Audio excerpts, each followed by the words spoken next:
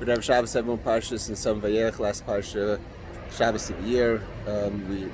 We don't bless the new month this Shabbos, as it's brought down in Sfarim, as to confuse the Satan, as he should not know when Rosh Hashanah is, so we don't call out the date. However, it's brought down in the name of the Baal Shem Tov. The Alter Rebbe brings it down that although we don't bless the new year, actually Hashem blesses the new year, and this empowers us to go ahead and bless the remaining months of the year from the koyach, from the strength we take from Hashem's blessing of this month.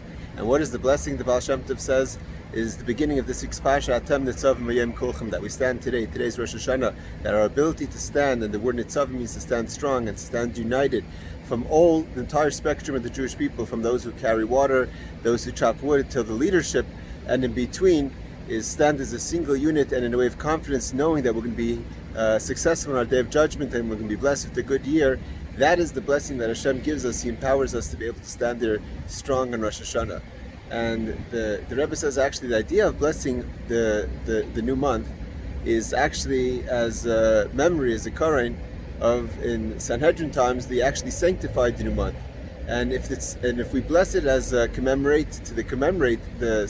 bless it to commemorate the sanctification, it must be that there has to be a similar idea. And we know that how did they sanctify the new month? It had to be done through witnesses. And what's the idea of a witness? So that witness is brought down actually in the laws of when a pair of witnesses don't want to testify on behalf of someone. The Torah tells us in Vayikra that if the witnesses saw or know, and they don't want to they don't want to give testimony, then they have to bring a korban, etc. And we see that in testimony there's the idea of to know something and there's the idea to see something. The Gemara brings down in Shavuos, the Ramban and the Torah tells us that to see something is you see the transaction, and to know something is if the person, the defendant, actually admits in front of two witnesses, let's say that he took a loan from X, Y, and Z, so you know that the loan happened because the person admitted in front of two witnesses, and you have to then testify about that. So we know that we've explained many times that what's the difference between Re'iyah, to see something, and to Shmiya, to hear something, which is to know something. That Shmiya, to know something, only comes for as far as we can understand it. It has to go into our logic. When you hear something and it makes sense, or you think about something and it makes sense, but if it's built on logic, then it's only as far as the logic, or as long as the logic stands. When you see something, it's absolute. Even if it's something spectacular, it doesn't make sense, but you saw it.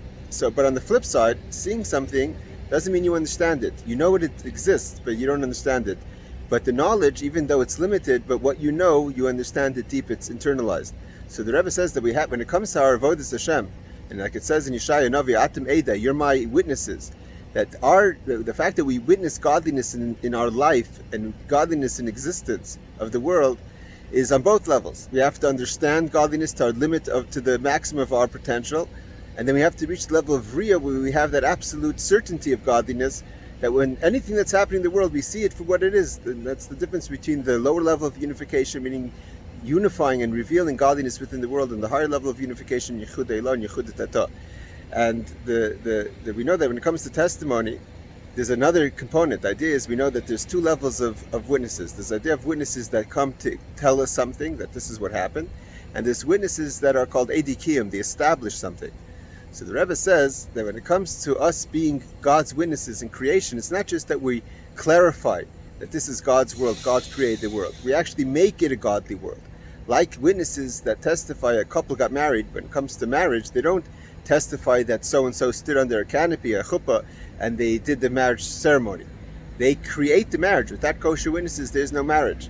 So too, when it comes to our testimony about godliness in the world, it's by us making it happen. And how do we make it happen? By performing Torah mitzvahs. So when it comes to Shabbos Parshas Netzavim Vayelech, and Hashem comes to bless the new year, and Hashem is saying that you're my partners, that we're the partners of creation.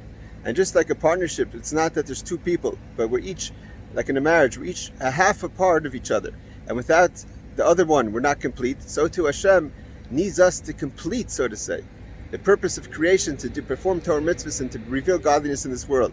And when God's knowledge of that inspires God and excites God to be able to bless us and to tell us that He's going to give us everything that we need begashmis, beruchnis, material blessings and spiritual blessings, with gesund and parnasa and nachas from our children. So we should be able to be good partners of God and successful partners to bring and make this place a dwelling place of Hashem. May it be tak, we should have a Shana Tov Masuka, a good bench yard, and this last Shabbos of the year should be with a bang, and we go to Slichas, and we should be poil, we should affect everything good in a revealed way. Good Shabbos.